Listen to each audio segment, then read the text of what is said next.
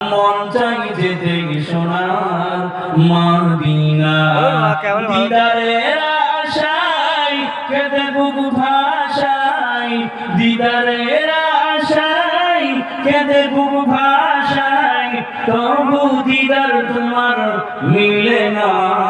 আমার মন কি যে বেদনা আল্লাহ ছাড়া জানে না, মন চাই যেতে সোনার মদিনা।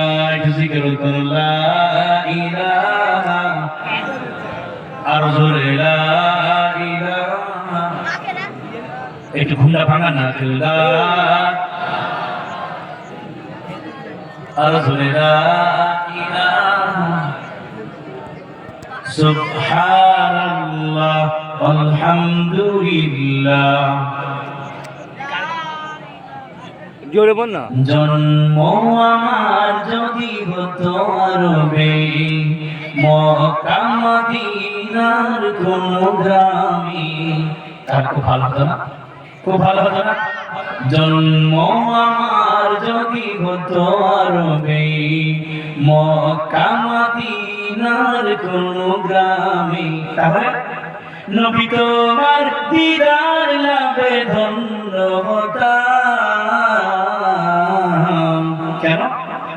বারবার দেখে এই মন জুড়াতাম, বারবার দেখে এই মন জুড়াতাম, আমি বারবার দেখে এই মন জুড়াতাম, বারবার দেখে এই মন জুড়াতাম। জন্ম আমার যদি হতো আরবে, মক্কা মদিনার কোন গ্রামে, নবী তোমার দিদার লাভে ধন্য হতাম। আমি বারবার দেখে মন জুড়াতাম, বারবার দেখে মন জুড়াতাম, বারবার দেখে মন জুড়াতাম, বারবার দেখে মন জুড়াতাম। সকলে বলুন আমিন। আল্লাহ সকলকে কবুল করুক, আল্লাহ সকলকে জীবনে একবার হলেও ওই মক্কা মদিনা নিয়ে যাওয়ার তৌফিক দান করুক। সকলে বলেন আমিন।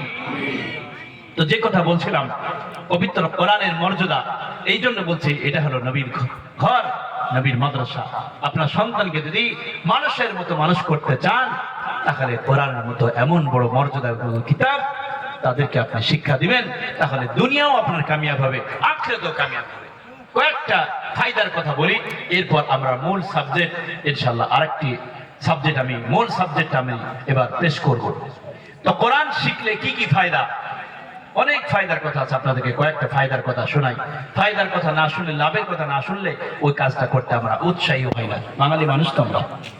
কোরআন আপনার সন্তানকে যদি শেখান, আমরা যদি কোরআন শিখি, 1 নম্বর ফায়দা, কোরআন পড়লেও নাকি, শুনলেও নাকি। বলেন সুবহানাল্লাহ। 2 নম্বর ফায়দা, রাসূল সাল্লাল্লাহু আলাইহি সাল্লাম বলেছেন, খায়রুকুম মান তাআল্লামাল কুরআনা ওয়া আল্লামা। রাসূল সাল্লাল্লাহু আলাইহি সাল্লাম বলেছেন, দুনিয়ার মধ্যে হাজারো উস্তাদ থাকবে, হাজারো স্টুডেন্ট থাকবে, হাজারো ছাত্র থাকবে, কিন্তু যারা দুনিয়াতে কোরআনের ছাত্র এবং কোরআনের উস্তাদ, এরা হলো দুনিয়ার মধ্যে সর্বসেরা, এরা হলো সবথেকে উত্তম, সবথেকে উত্তম। তাহলে আপনার সন্তানকে যদি সব থেকে সেরা বানাতে চান, সব থেকে উত্তম যদি বানাতে চান, সব থেকে যদি বেস্ট বানাতে চান, তাহলে আপনার সন্তানকে কোরআনের শিক্ষা আপনি দেন। তাহলে আপনার সন্তানকে আল্লাহ রাব্বুল আলামিন নবী বলেছেন, ওই ব্যক্তি হবে যে ব্যক্তি কোরআন শিখে এবং শিখায়, এরা হলো দুনিয়ার মধ্যে সর্বশ্রেষ্ঠ ছাত্র। 2 নম্বর ফায়দা। 3 নম্বর ফায়দা, কোরআন এমন একটি কিতাব, কোরআন যদি আমরা শিখি, একে যদি অনুসরণ করি, আপনার সন্তানকে যদি আপনি শিখাতে পারেন, এই কোরআন হাসরের ময়দানে আপনার জন্য সুপারিশ করবে। কোরআনের সুপারিশ আল্লাহ কবুলও করবেন। হাসরের ময়দানে কোরআন আল্লাহর আদালতে দাঁড়িয়ে বলবে, আল্লাহ তোমার এই বান্দা দুনিয়াতে দিনেও আমাকে পড়েছে, রাত্রেও পড়েছে, সমস্ত কাজ কর্ম ফেলে কষ্ট করে কোরআন আমাকে পড়েছে, আমার অনুসরণ করেছে, আল্লাহ তুমি এই বান্দাকে তুমি জাহান্নামে ফেলে দিও না। কোরআনের মর্যাদা এত বেশি, কোরআনের সুপারিশ আল্লাহ কবুল করবেন, কবুল করবেন। শুধু তাই নয়, আপনার সন্তানকে যদি আপনি হাফেজে কোরআন বানাতে পারেন, আলেম বানাতে পারেন, কি কি লাভ? একটি লাভের কথা বলছি, আপনার সন্তানকে যদি হাফেজে কোরআন করতে পারেন, তার কেমন মর্যাদা এটা পরে শুনেন। কিন্তু আপনার মর্যাদা কেমন হবে?